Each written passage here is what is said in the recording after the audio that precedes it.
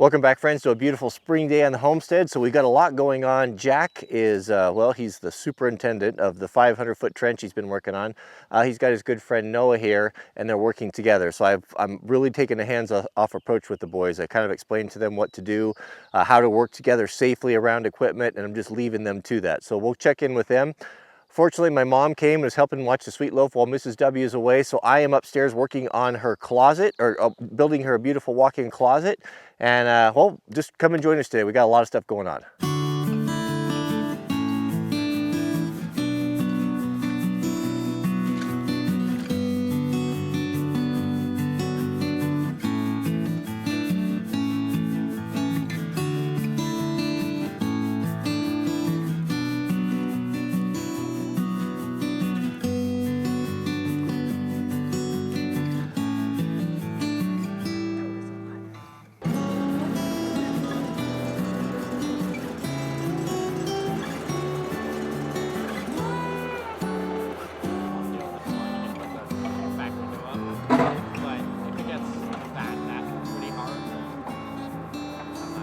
One of the most important lessons that I want to get you closer here, that I want to get across to these kids, what I see lacking.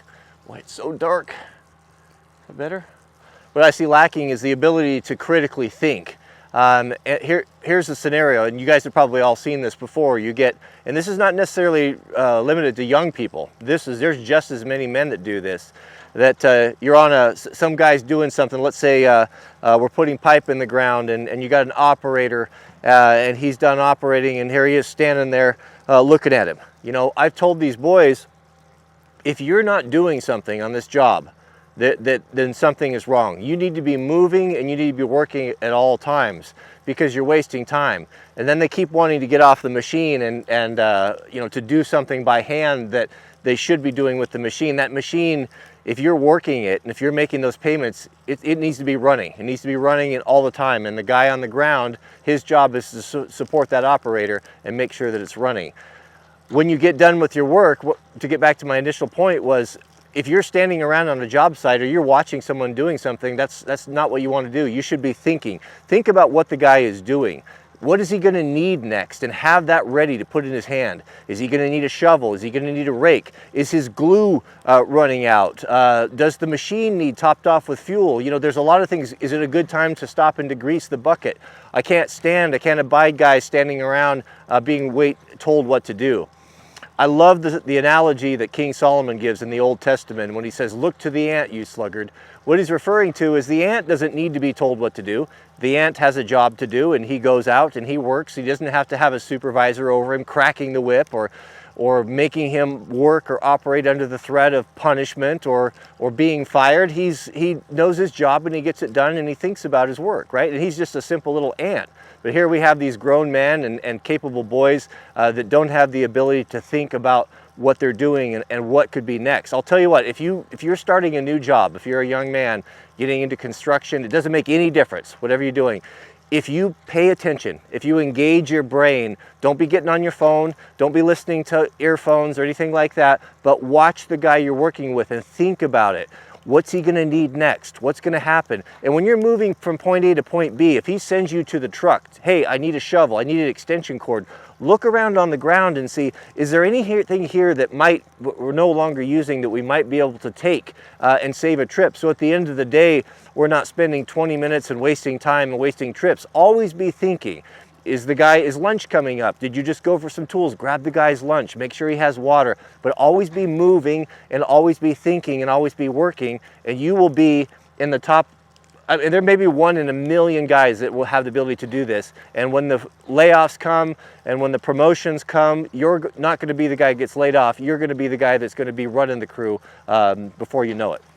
Let's take a look at their trench here and see how it's going.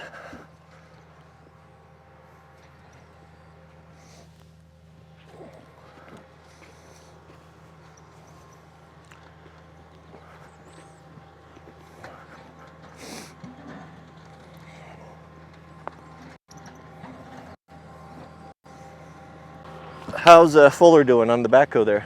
Doing good. Had he ever run one before this? Nope. He ran some Bobcat, right? Yeah. So you guys are getting into some big rock, aren't you? Yeah, I'll just keep picking. As soon as he gets on the vehicle, he has to deal with these humongous rocks.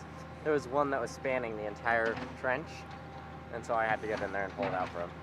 Yeah, if you run into one that's that big or something is immovable, just go alongside of it. Yeah, that's what I plan to do. Yep. But it wasn't big. It wasn't like immovable. I pulled it out.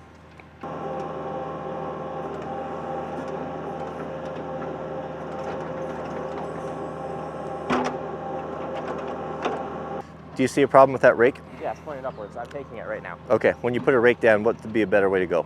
Point it downward. Got it.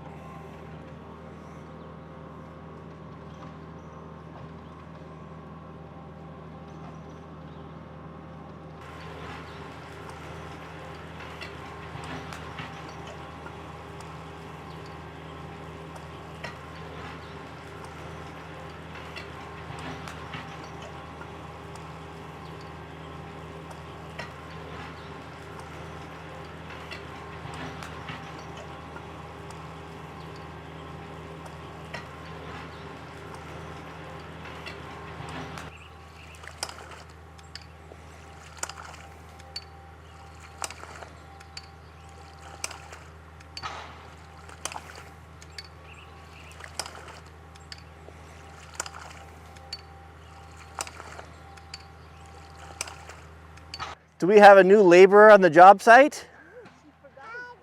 Hi, baby. I think it's Swedish. Hi, did Grams come and save us? Grams, I told everyone that the poor baby was in dire straits and we needed some help. Gram to the rescue. No, it's Go-Go. Go-Go. Yes, Dagny says Go-Go rescued me. Is your Grams here? Yeah. So are you enjoying having a first granddaughter? Oh, it's amazing. I can't even tell you. It's beyond words. Do you see what Jack's up to? I was trying to figure this out. Is this the old job I used to have putting in drain fields with Dad? How does it make you feel because we're like third generation. Dad bought a backhoe when I was just a baby and did excavating, and then I did it, and now Jack's doing it. And your granddad bought it first, and we borrowed his for a while. So fourth generation excavators. Granddad Jay, yeah. Yeah, that's right. First. I didn't remember that. Hi. And I used to lay the pipe, and I shoveled the gravel, Jack. Yeah. You do what you have to do when you're starting your business. The same way with me. Remember, I was doing drain fields, and Corinne would come out and help me. It helped me do the drain rock and all that. And yeah.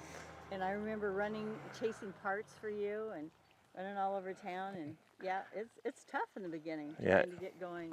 It is. Hi, my love. Rain, rain. Who's pretty? Yeah. What does Papa say? Walk, walk, walk.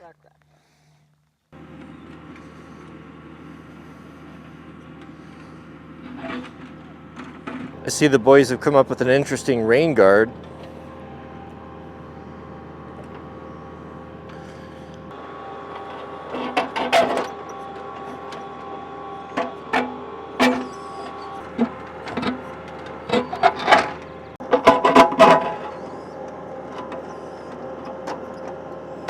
Just had the funniest conversation with the boys. It started spitting a little bit of rain, and they were kind of making moves to go inside. What are you guys doing? Oh, it's raining. Yes. So I provided rain gear for you. I told you to put it on when you started this morning.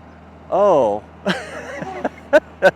I think it's funny because I mean, of course, I worked construction outside for a long time, and rain didn't make any difference. It was all winter long in mud and rain gear and standing in a foot of water. It was just par for the course. So kind of interesting. That's how you learn. You know, you tell the boys, hey, it's going to be raining today. Take a look at the forecast and kind of get your tools and get your plan going.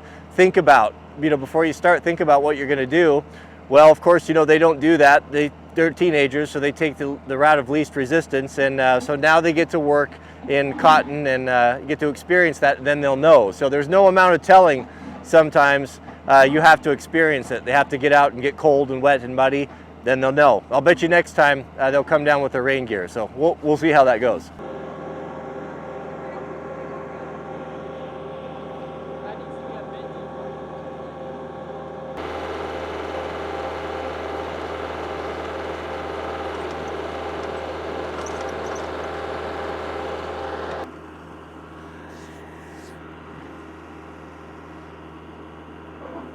So it's about 2 o'clock. The boys got started at 8. I told them if they worked from 8 to 3, they could have 2 hours to play. They wanted to play Minecraft together. So we got another hour or so. I thought they'd get a little bit further today, but they got into some big boulders there, and that really slowed them down, and they're picking their way through that. But I couldn't be more proud of them. You know, it just goes to show we got 2 13-year-old boys here that with just a little bit of instruction and giving them some responsibility and some ownership of a job, it's amazing what they could do. I could literally, if the neighbor or someone needed some water line or needed some trenching work done, I could send these 2 13-year-old boys there and they could do a job and do a good job and do it correct and do it safely. And that's, it's kind of sad that is an odd thing nowadays, but it is. I mean, have you met very many 13-year-olds that have the ability to do that? And I'm not bragging on our boys. I'm just saying that every boy out there is capable of it. But as a society, we coddle them so much that we just don't give them a chance, and it's a sad thing. What they're going to take from this, and the sense of ownership, and the sense of pride, and the confidence, is just not something you can get anywhere. So if you have kids or grandkids, you know, plug them in something. You know, plug them in somewhere. Rent a machine and go dig holes, or it doesn't have to be excavating. Whatever it is, build a barn, build a shop, or build a little shack or a playhouse, and get them involved, because it'll change their life. It really will. I'll tell you one story before we close. Many of you, maybe you've heard this before. I originally heard this from Nut and Fancy, so I got to give him credit for it. And I may not have all the facts right, but I'll tell it as I know it. So in the military, you know, I think it was the Bradley fighting vehicle. They introduced that, and it was a kind of a, I don't know, they were having some problems where some of the young soldiers were driving them and having accidents, and people were getting hurt. Well, the initial response was, whoa, whoa, whoa, we can't have that. We got to stop this. So the first thing that they did was to slap a speed limit on it and instructed all the soldiers, you can't break this particular speed limit. Like that was going to fix anything. Unfortunately, there was a guy that kind of saw the big picture, and he went to the Army and said, look, this is the wrong way to do this. What do you think these young kids are going to do when they have this vehicle and they're in a firefight or someone is shooting at them and they want to get out of there? It's going to be pedal to the metal, right? So what you're doing by not training them to operate this thing at high speeds is you're setting them up for failure. So what we need to do is we need to train them how to operate this thing at speed, at capacity, so that when they get in that situation, we're not turning them loose in a situation or in something where they're going to get hurt. And man, that is just so true. We think sometimes that we're doing kids a favor by coddling them or trying to keep them from danger, but just the opposite is true. I'll tell you one last thing before we close. Guns, for example. You know, we have raised Jack with guns. When he was just little, I showed him the destructive power, what a shotgun can do to a watermelon, what a .22 can do to a golf ball. And look at those things, and you can see this can be a dangerous weapon. There's consequences to this, so it needs to be treated with respect. It's a tool, no more than this. If you mishandle this backhoe, I knew a guy years ago that improperly jumped off the back of a backhoe, got hung up on it, the boom swung around and crushed his head because no one had showed him, or he'd cut corners. So everything that we use, from automobiles to heavy equipment to power drills, all these things could kill us, right? So a gun is no different than that. So when we don't train kids and they don't understand them, then they're more dangerous. I get some kids over here that are from anti-gun families. We have to lock everything down, double lock it, right? Because they don't understand it. They're curious about it. Their parents have told them, don't touch it, don't go anywhere near it. What do you think they're gonna do if they walk into a room with their friends, 12, 13-year-old boys, and there's a loaded gun in a drawer? Of course, they're going to pick it up, and they don't have the understanding, they don't have the skills, they don't have the ability to know what to do with it. It's not my son that's going to be dangerous with a gun. It's going to be the child that has never been shown and told to keep away from it. That's the dangerous one. So, yeah, I'm ranting now, but I'm really passionate about it. Kids are just awesome. Kids can just do amazing things if they just have just the slightest bit of leadership and mentorship. And a lot of parents are leaving that up to someone else, and someone else, they don't know how to do it themselves, and they certainly are not going to teach our kids anything. So you had them. You raise them, you educate them, it's your responsibility. It's not the state's responsibility, it's not the daycare's responsibility, it's your responsibility. So that's my take.